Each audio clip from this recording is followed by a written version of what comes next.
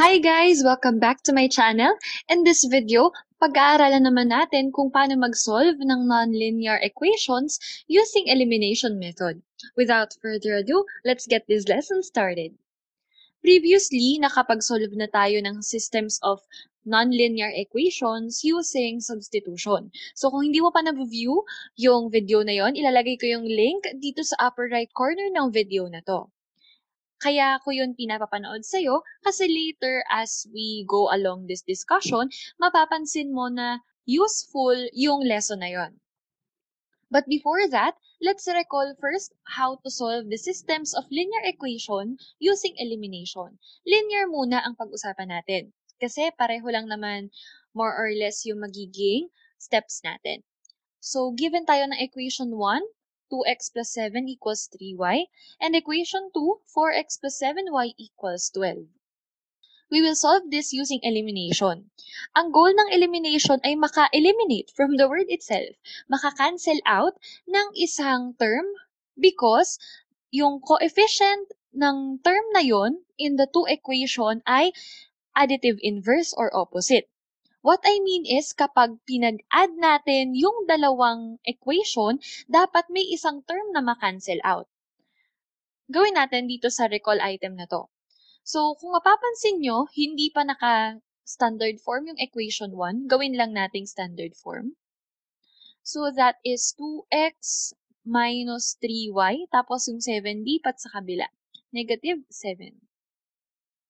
Obviously, yung mga terms dito sa equation 1 ay walang direct na opposite dito sa terms ng second equation. Meaning, pag sinabing opposite, kunwari, 5 and negative 5, ganon. Same number but different sign. So, dahil wala pang opposite na coefficient sa bawat terms dito sa ating equation 1 at 2, we have to multiply any equation with a certain number para magkaroon ng opposites just like this one. Again, we can choose any term. Isipin natin ano ba yung more or less malapit sa mga terms na ito.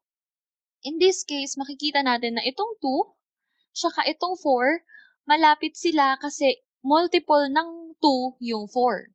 So what we're going to do here, dahil nga kailangan magkaroon ng opposite, we will multiply the entire equation 1 by something para ang maging coefficient ng x ay negative 4. Para mamaya, may eliminate na yung 4x tsaka negative 4x. May iwan na lang yung y. So to do that, para maging negative 4 ito, kailangan mag-multiply tayo ng negative 2. Para negative 2 times 2 is negative 4. Itong negative 2, kumbaga, madidistribute din siya dito sa second term, making it positive 6y. And then this is 14. Ito na ngayon yung ating equation 1. So what we're going to do here is we will align equation 1 and 2. Tapos, dapat magkakalinya yung kanilang like terms. Ibig sabihin, we have negative 4x plus 6y equals 14. Ang ka-like terms ng 4x ay itong negative 4x. Ang 7y dito dapat nakatapat. And we have here 12. Again, we will add them. Para itong negative 4 plus positive 4, this will be cancelled out. Ito yung ibig sabihin ng elimination. 6 plus 7, this will be 13y.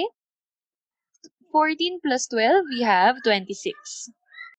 Next, to isolate y, may 13 pa na nakamultiply, so divide natin by 13. 26 divided by 13 is just 2. So yun na yung ating y coordinate. Dito natin isulat. This is 2.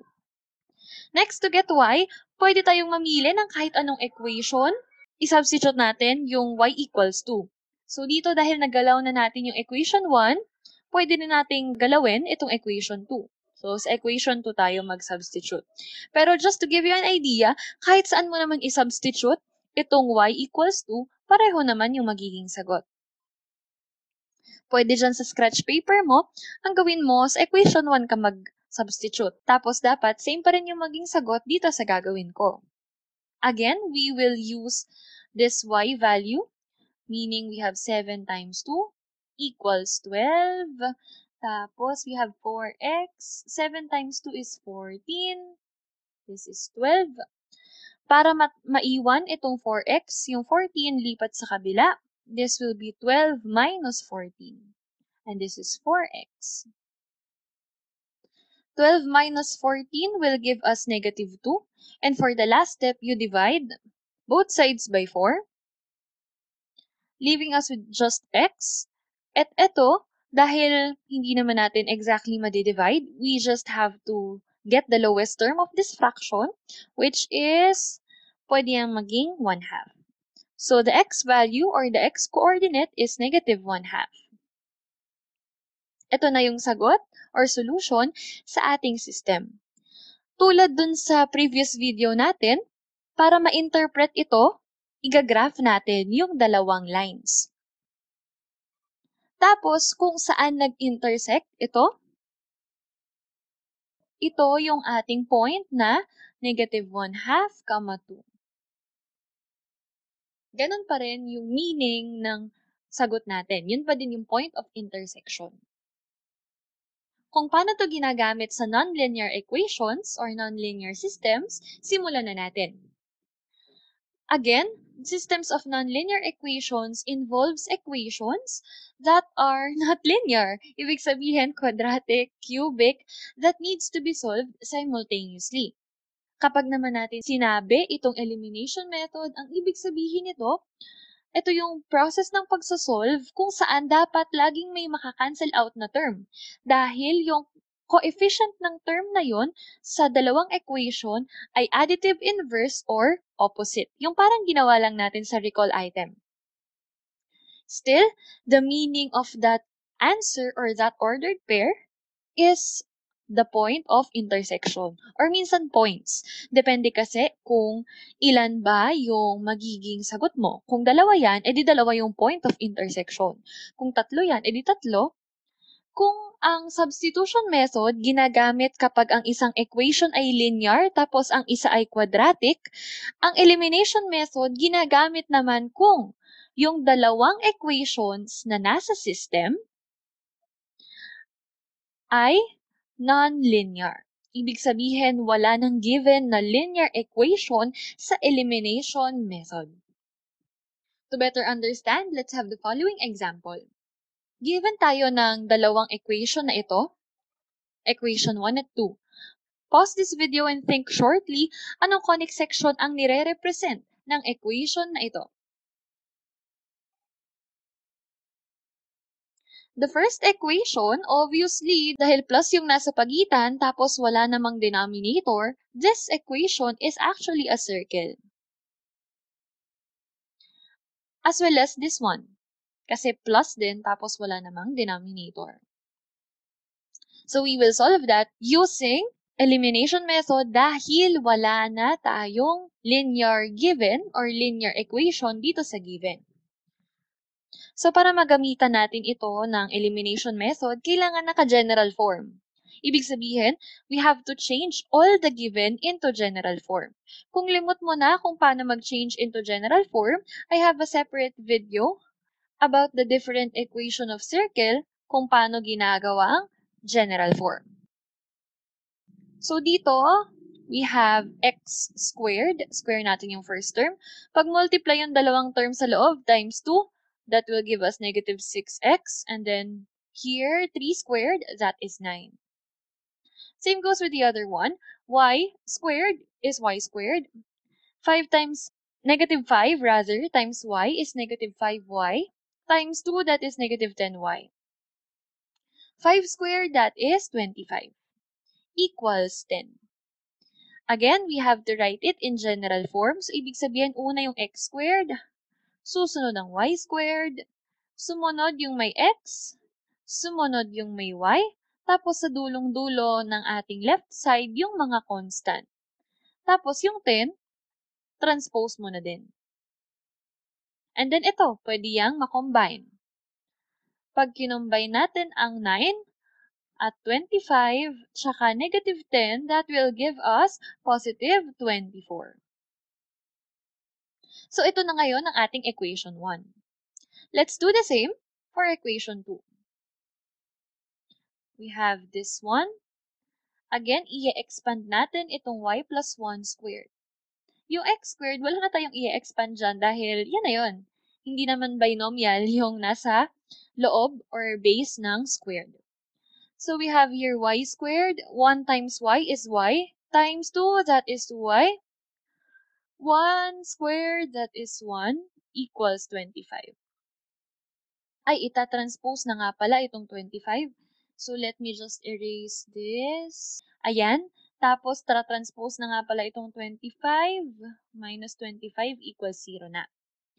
And then, ito, pwede pa tong makombine. We have x squared plus y squared plus 2y minus 24 equals 0.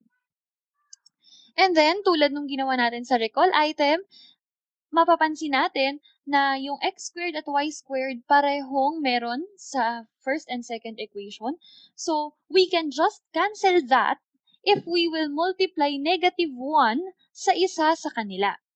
Again, let me repeat what I said. Dahil parehong may x squared at y squared ang first and second equation, mamimili ka lang sa kanila kung alin yung mumultiplyan mo ng negative 1. Sa given na to, parang gusto kong multiplyan ng negative 1 ito. So, times negative 1. Para mamaya, kapag ginamit natin yung elimination method, since opposite na yung x squared dito, tsaka ang negative x squared, pag inad natin sila, makakancel out na. Same goes with negative y squared and y squared. Makakancel out na rin sila mamaya. Ito naman ay magiging positive 6x. Ito ay magiging positive 10y. And then this will be negative 24 equals 0 pa din. So, ilinya na natin itong dalawang ito. We have negative x squared minus y squared plus 6x plus 10y minus 24. Next, we have the second equation, x squared. Again, pagtatapat-tapatin natin yung mga like terms. Itong 2y, dito natin siya itatapat sa 10y kasi sila yung like terms. And then we have negative 24. Again, we will add them. This will be cancelled out kasi yung kanilang coefficient ay additive inverse or opposite. Same goes with this. Ito, i-add na natin. This will be 6x. This will be plus 12y. This will be negative 48 equals 0. So, kung mapapansin nyo, by this time, nakakreate na tayo ng isang linear. Take note, this is already linear. And anong ginagamit kapag meron ng linear na equation sa ating solution?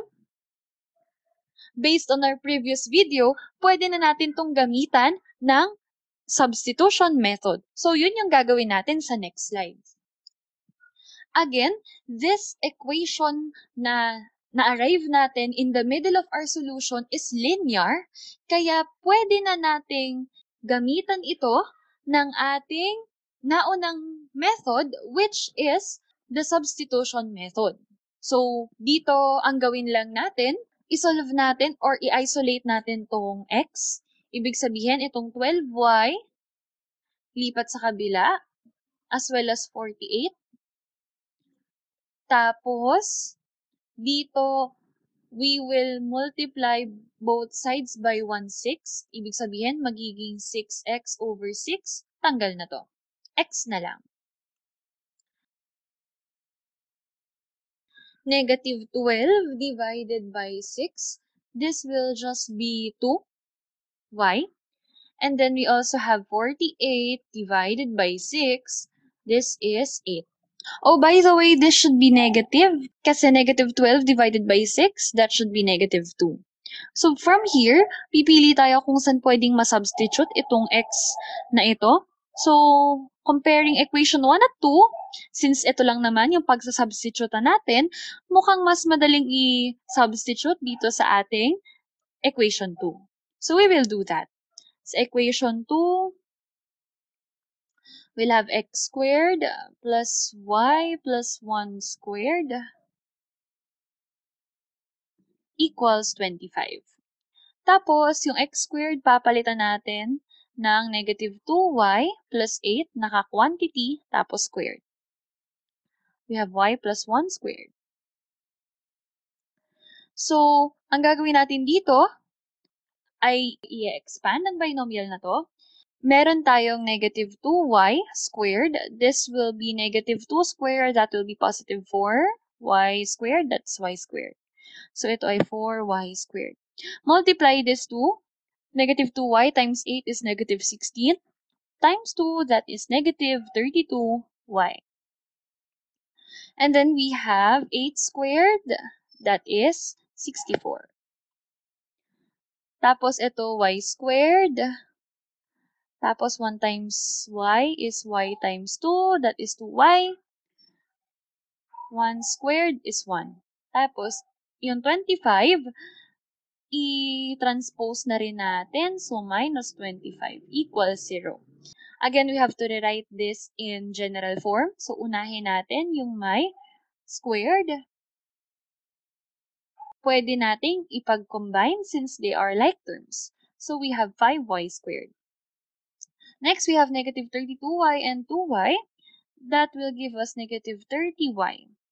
And then 64 plus 1 is 65. 65 minus 25.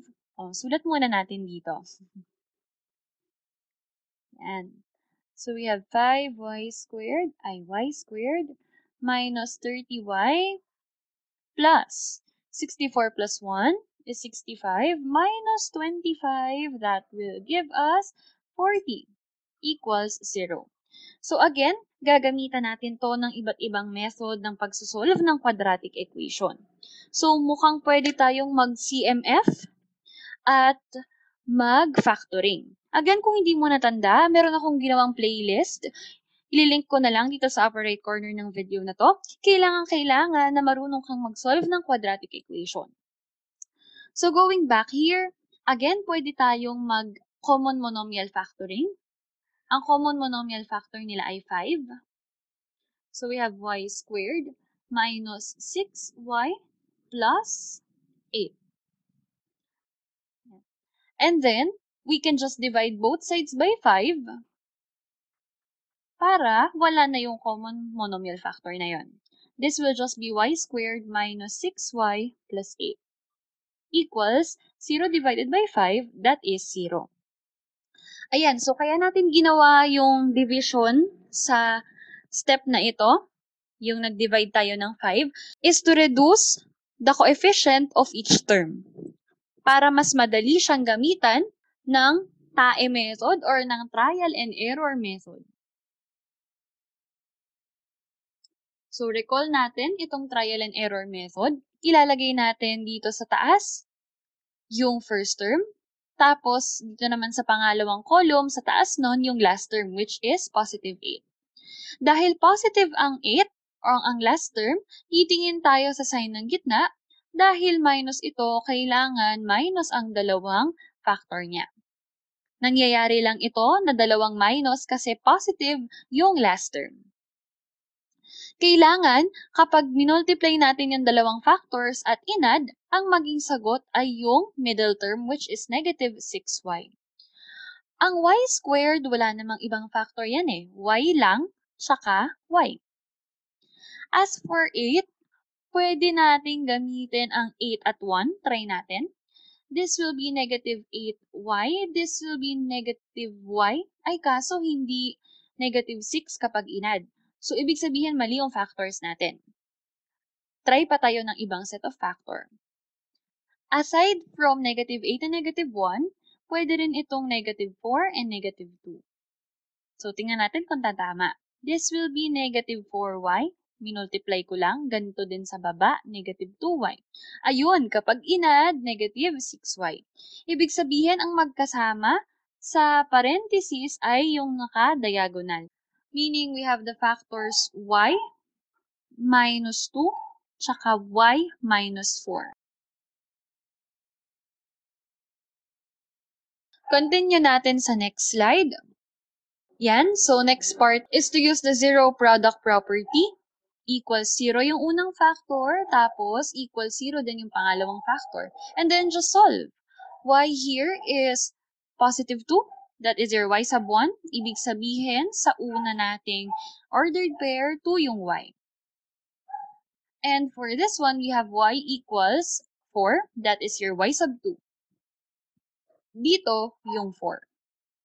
So, tulad ng ginawa natin dati, we have to solve for the x-coordinate of these 2 points. So, saan natin isa-substitute itong 2 at itong 4?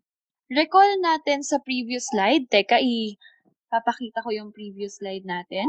Recall this linear equation.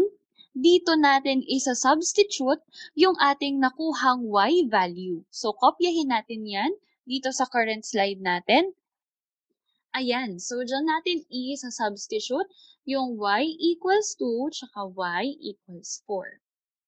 We have x equals negative 2 times 2 plus 8. We have negative 2 times 2 is negative 4 plus 8. This is positive 4. Ibig sabihin, yan yung ating x value. Next, same goes with the other one. We have negative 2 times 4 plus 8. Negative 2 times 4, that will give us negative 8 plus 8, that is 0. So, ibig sabihin, 0 ito. And then, yun na yun. Yun na yung dalawang point of intersection na dalawang circle na given sa ating systems of linear equation. So, para mas ma-visualize, ito yung graph ng dalawang equations. Makikita natin na oo nga, doon nagtama yung dalawang circle sa 0, 4 and 4, 2. This confirms our solution. Therefore, these are the final answers.